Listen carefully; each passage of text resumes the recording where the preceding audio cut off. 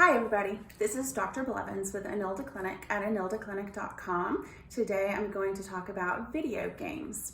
Oftentimes I have families come in and they are concerned because their child spends an awful lot of time playing video games, or maybe their child is, whining and tantruming because they want to play video games, or the parents feel like their only leverage is to utilize video games in order to get their kid to complete their homework or to complete chores or to just abide by the general family rules.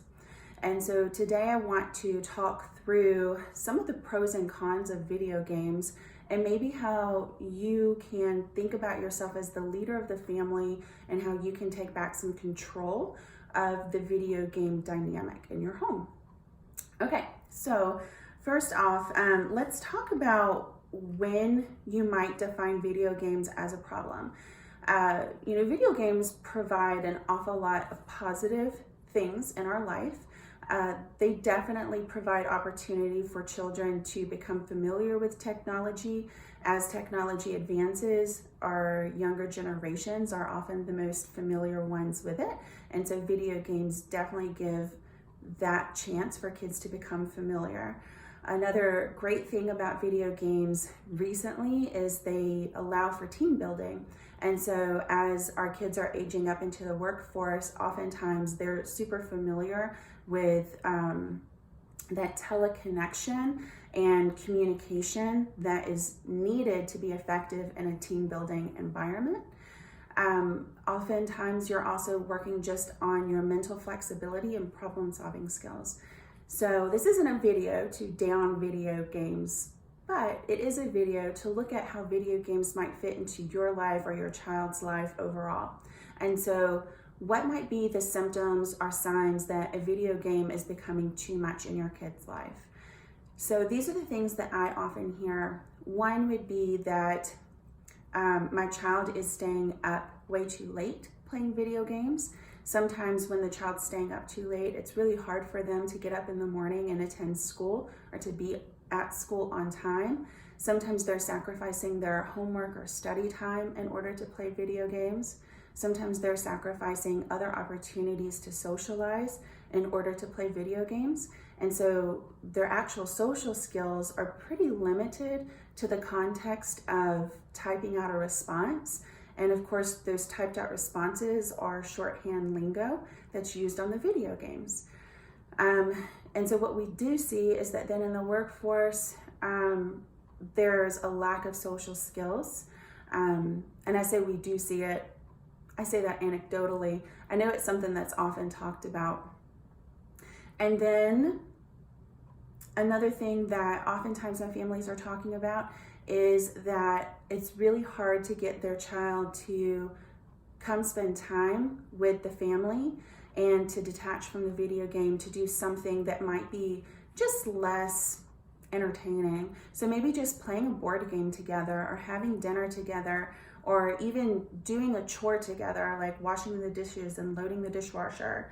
The next thing would be that the child has fewer interests. So things like playing a sport or joining a club, going to a religious activity, and the parents start to become concerned that their child just doesn't have broad interest.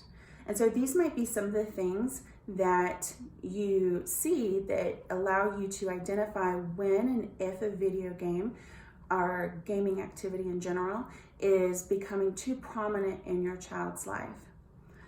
So now let's talk about whether or not video game behavior is a disorder. So I looked at the ICD, and the ICD, that is our International Diagnostic Manual. It does list gaming behavior as a disorder, just basically looking at it as an addictive quality. Essentially, whenever the behavior becomes so apparent and frequent, intensive, or the duration of doing it is so much that your child starts to lose out on opportunities to do other things in life, all those things that I've already mentioned. And then I looked at the DSM-5, and this is the manual that we use here in the United States to render mental health diagnoses. And this current version states that there's insufficient evidence to say that a gaming addiction is a unique mental disorder. And so what that means is that it's not saying that there's no evidence that it can be an addictive disorder, just that there's no evidence that it's a unique mental disorder. And so the way that I often explain this or chat about this with my families is think about what the video game looks and sounds like when your child is playing it. You're often hearing a lot of dings or gunfire, or you might be seeing lots of visual triggers that are telling you that the child is earning points or somehow advancing in the game. Oftentimes, whenever you're noticing this, those points are coming about very, very rapidly, usually many points within a several second period. That's what we would call a high reinforcement rate. Now think about something that you might want your child to do instead. So this might be playing a board game together with the family. The reinforcement rate there might be 1 per minute. Maybe that's whenever you guys tell a joke to each other, or perhaps whenever your kid gets to advance their token. That's a really different reinforcement rate from perhaps 5 per 10 seconds in a video game to 1 per minute in a board game. Now think about a chore that you might want your kid to do. Let's say loading the dishwasher. So if your kid takes 10 minutes to load the dishwasher, let's assume that you give them a nice enthusiastic praise whenever they're done. That's going to be 1 reinforcer after 10 minutes.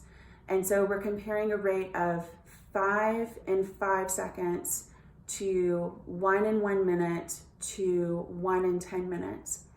And so it would be comparable to an adult who's getting paid once every 2 weeks versus a job where you get paid once every 6 months versus a job where you get paid once a year. But the amount of payment is that you get paid maybe $100 every 2 weeks, you get paid $50 every 6 months, you get paid $10 once a year. Which job are you going to do? You're definitely going to do the job where you get paid $100 every 2 weeks. That's video gaming. And so whenever I talk about this with parents, it's a super logical math problem. We want to have the most interesting, rewarding lives possible. And your children do too. They're not thinking about this consciously. And we often aren't either as adults. We choose, TV shows that give us the most reinforcement as well. But it's not something that we thought about in that mathematical way. We just wouldn't watch a TV show where we got very little reinforcement. We would turn the channel or turn off the TV. And so whenever you're thinking about what do you want for your child, as far as video games or having other valued activities in your life, think about how can you increase the reinforcement that they get from those valued activities. And so I think there might be 2 types of parents who are watching this video.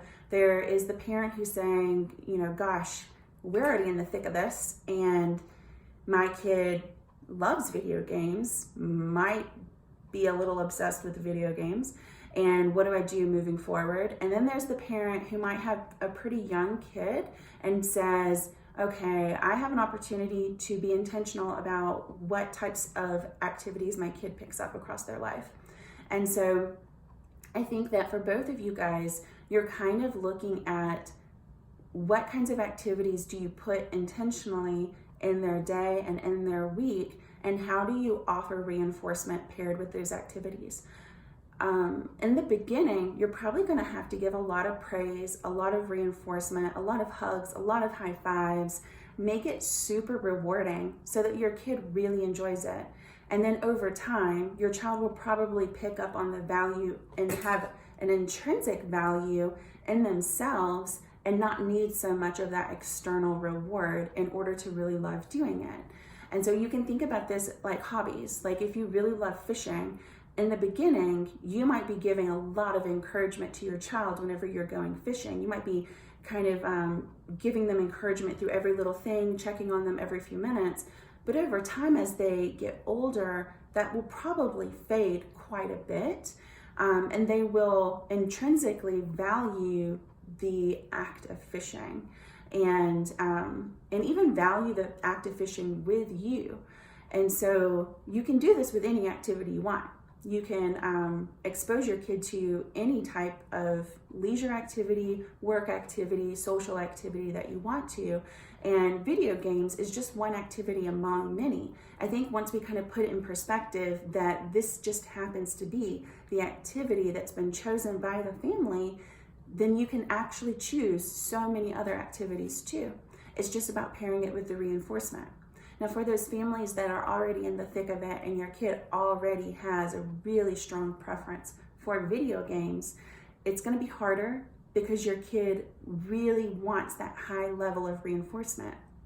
And so what I have seen some families do is they've just cut the video games out for a certain duration and given their kid access to plenty of other activities that will be moderately reinforcing. So this might be family time on a game night, or going out for a play date at the park, or just doing something that's pretty fun, maybe a bit, unusual for the family, something like that, so that the kid is building those positive experiences and wants to do more of it. And then they don't crave so much doing the video game. And over the next week or two, they won't be begging and tantruming for the video game quite so much.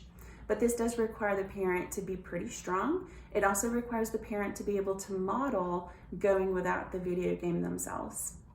Okay, guys, I hope that you enjoyed this video. And